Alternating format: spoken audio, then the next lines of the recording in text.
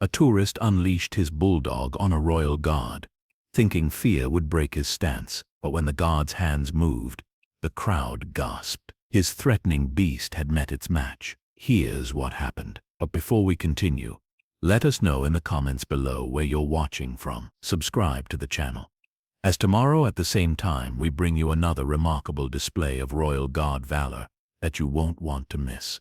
The morning sun cast long shadows across the grounds of Buckingham Palace as guard James Harrison maintained his post, his scarlet tunic, a striking contrast against the ancient stonework. The usual buzz of tourist conversation and camera clicks filled the air, but something else caught his attention: the deep, rumbling growl of a bulldog being held back by a taut leather leash.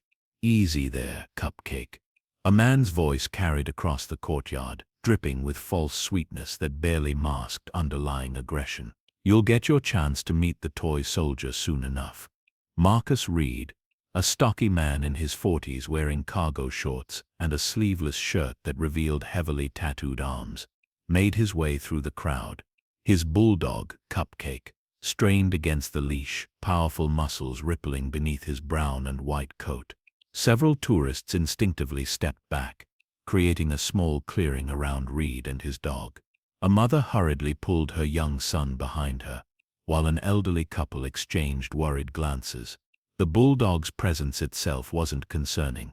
Many visitors brought their pets to the palace grounds, but there was something in Reed's bearing, a deliberate menace in the way he handled the leash that set off warning signals. "Look at him standing there," Reed announced to no one in particular, jerking Cupcake's leash as the dog's growls intensified. "All dressed up in fancy costume, thinking he's something special." He moved closer to Harrison's position, deliberately allowing Cupcake to strain toward the guard. "What do you think, boy? Think he'll keep standing still if you give him a proper greeting?" Harrison remained motionless, his eyes fixed forward with practiced discipline. 8 years of military service, including 2 tours in Afghanistan, had taught him to assess threats without betraying any reaction. He noted Reed's stance, the way he kept shortening Cupcake's leash only to let it slack again, a calculated pattern of agitation. The bulldog, despite its aggressive display, showed signs of responding to trained commands. This wasn't random mischief, it was orchestrated intimidation. "Sir," a middle-aged man in a tour group spoke up, "perhaps you should step back. The guards are active-duty military." "Shut it," Reed snapped, yanking Cupcake's leash again. "Me and Cupcake here are just saying hello, aren't we, boy?" The bulldog's growl deepened, but there was confusion in his stance now, responding to his owner's aggression, while picking up on something else in Harrison's steady presence. "Unless you'd like to be his first greeting of the day." The tour guide began quietly moving his group away, recognizing the signs of escalating trouble. But Reed had found his audience, and his voice carried louder across the courtyard. "What's wrong, soldier boy? Not so brave when faced with something that can actually bite back, are you?" Harrison maintained his position, but his training had already identified multiple concerns: the deliberate provocation, the weaponization of an animal, and the growing risk to civilians. As Reed moved even closer, Cupcake's leash now barely taut, the guard prepared himself. Years of experience told him this situation would require more than just ceremonial discipline. It would demand the perfect balance of authority and restraint. "You know what I love about Cupcake?" Reed circled closer, his voice carrying a practiced edge of menace. "He's got a real nose for weakness, don't you, boy?" He loosened the leash just enough to let the bulldog edge forward, his muscular shoulders bunching with each step. "And right now, he's smelling plenty of it." A small group of school children huddled behind their teacher, wide-eyed as the scene unfolded. The teacher, a tall woman with graying hair, tried to guide them toward the palace gates, but Reed's next words froze them in place. "Don't leave just yet, kids," he called out, a cruel smile playing across his face. "Cupcake loves an audience, don't you, boy?" The bulldog's growls took on a higher pitch, responding to the tension in his owner's voice, especially when someone's trying to pretend they're not scared. An elderly gentleman wearing a veteran's pin stepped forward, his weathered face set in lines of disapproval. That's enough of this nonsense. This is a place of ceremony and respect. Respect? Reed barked a harsh laugh, deliberately letting Cupcake lunge forward before snapping the leash back. The bulldog's teeth flashed in the morning sun. Tell me, old-timer, how much respect you think this dress-up soldier deserves when Cupcake here decides to test how fast he can really move? The veteran stood his ground, though his eyes showed concern not for himself, but for the dangerous game Reed was playing. Son, that guard is a serving member of Her Majesty's. Cupcake. Reed cut him off, his voice dropping to a command. Show this gentleman what we think of his opinion. The bulldog's snarl deepened, as Reed let the leash extend another inch. The veteran took a step back, not in fear, but in tactical retreat. His military experience told him this situation was beyond reasonable discussion. A young couple who had been filming the palace quickly pocketed their phones, sensing that recording would only escalate things. That's right, Reed nodded with satisfaction. Everyone wants to play hero until Cupcake gets interested. Isn't that right, boy? He reached down to pat the bulldog's head, a gesture that should have been affectionate, but came across as threatening. Now, let's see what our fancy guard thinks about meeting a real soldier. Harrison remained motionless, but his trained eye hadn't missed a detail. He'd noted how Reed used the dog's responses to control the crowd, how each threat was carefully measured. This wasn't random aggression, it was calculated intimidation using an animal as a weapon. More concerning was how Reed kept shifting his grip on the leash, moving from proper control to deliberate agitation. Look at him standing there. Reed's voice took on a sing-song quality that made several onlookers wince. All stiff and proper, while Cupcake here gets more and more curious. The bulldog's powerful body trembled with contained energy, responding to his owner's manipulative tone. What do you think, boy? Should we see if he's really as brave as he's pretending to be? A palace security officer had appeared at the edges of the crowd, speaking quietly into his radio. But Reed caught the movement, and his face darkened. Calling for backup already. Well, Cupcake doesn't like uniforms much anyway. Do you, boy? He shortened the leash, bringing the bulldog's muscular form closer to his side. Maybe we should show everyone here what happens when someone thinks a fancy costume makes them untouchable. The morning air grew heavy with tension as Reed's stance shifted, his intentions becoming clearer with each passing moment. The crowd had widened its circle, creating an arena-like space that would soon become a stage for confrontation. Tell me something, Reed addressed the guard directly, positioning Cupcake just yards from Harrison's impeccably polished boots. Behind all that ceremony, all that tradition, you're just flesh and blood, aren't you? He let the leash extend slightly, allowing the bulldog to edge closer, just like everyone else who thought they could stare Cupcake down. The guard's perfect stillness seemed to irritate Reed further. In his experience, fear had a smell, a visible tremor, a subtle tell, but Harrison's bearing remained unchanged, as solid as the palace walls behind him.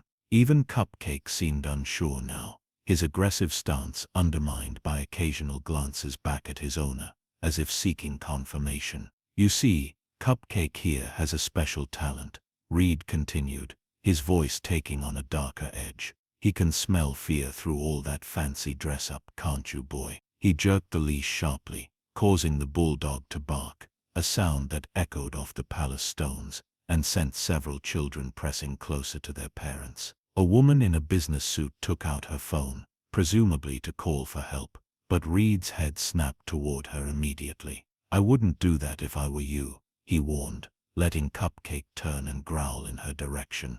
Cupcake gets real nervous around phones, don't you, boy?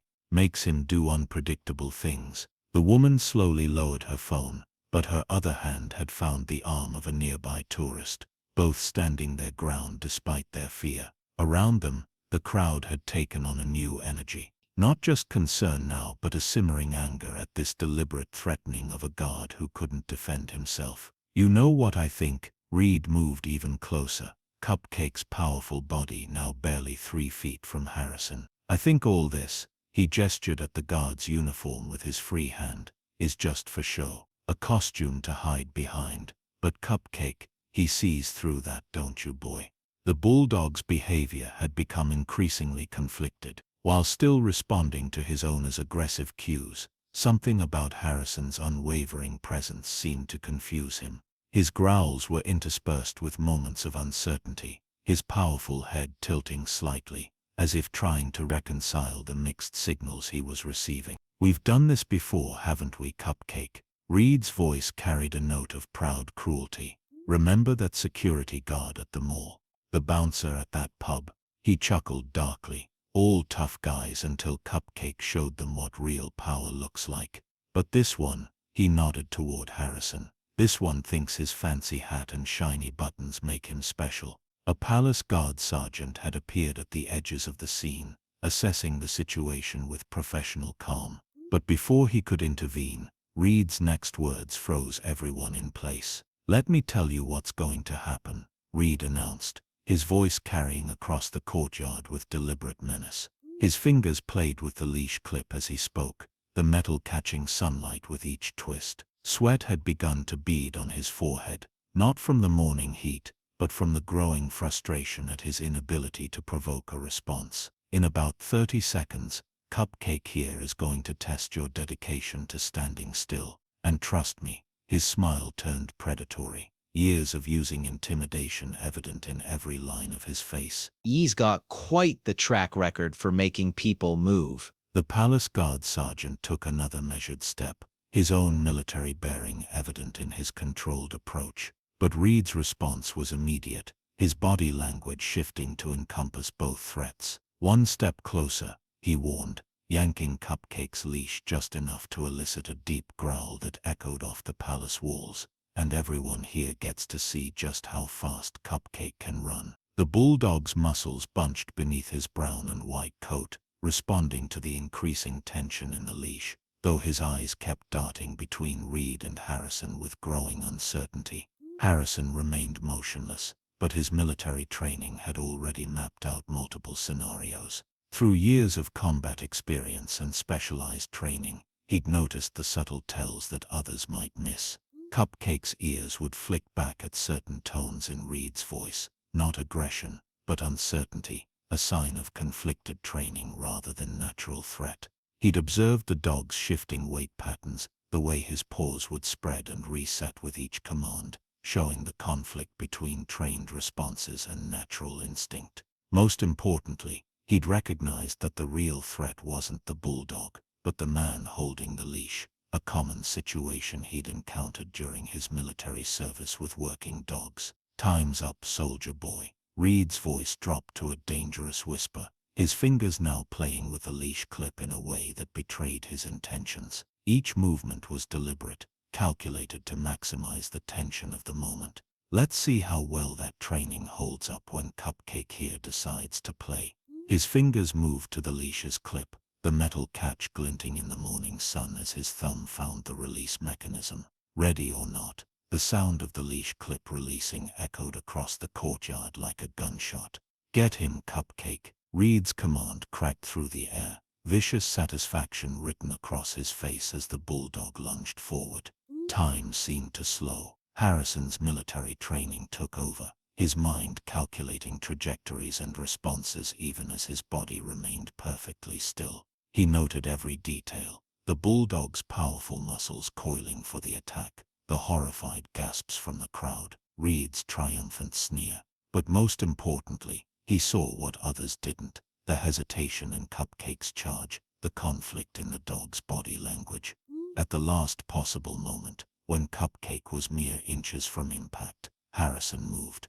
His motion was fluid, precise, and completely unexpected. Instead of defending or retreating, he dropped into a controlled crouch, his white-gloved hands moving with the practiced efficiency of someone who'd handled military dogs in combat zones. The crowd's terrified screams turned to gasps of amazement as Harrison caught Cupcake mid-lunge, his hands finding pressure points that combat trainers had perfected over generations.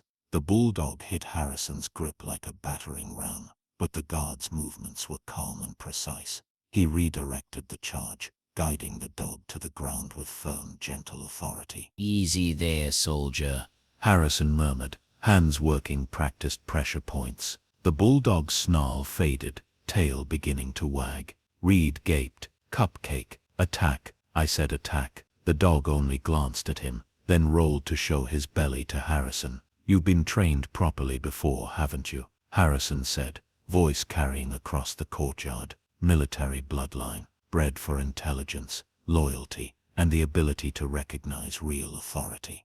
He looked straight at Reed. What you've done isn't just abuse. It's an insult to everything this dog was bred for. Cupcake now sat calmly at Harrison's side, following hand signals with eager precision. Children who had been hiding behind their parents edged closer, watching the attacked dog perform perfect heel, sit and stay. You brought an agitated animal into a crowd of families, Harrison went on. If he'd lashed out, it wouldn't have been his fault. It would have been yours. These dogs can search, rescue, support police, provide therapy. You used him as a prop to feel powerful. Police and a palace sergeant arrived. As they questioned Reed, an animal protection officer examined Cupcake. Good breeding, proper early training, she nodded. We'll place him where his abilities are respected. Reed was led away in handcuffs, shouting about property, while his former weapon calmly followed the officer, pausing only to look back at Harrison. Returning to his post, Harrison resumed his watch. Years with the Royal Army Veteran Corps had just turned one dangerous moment into a lesson. Real authority isn't fear, it's knowledge, discipline and respect for those who trust you.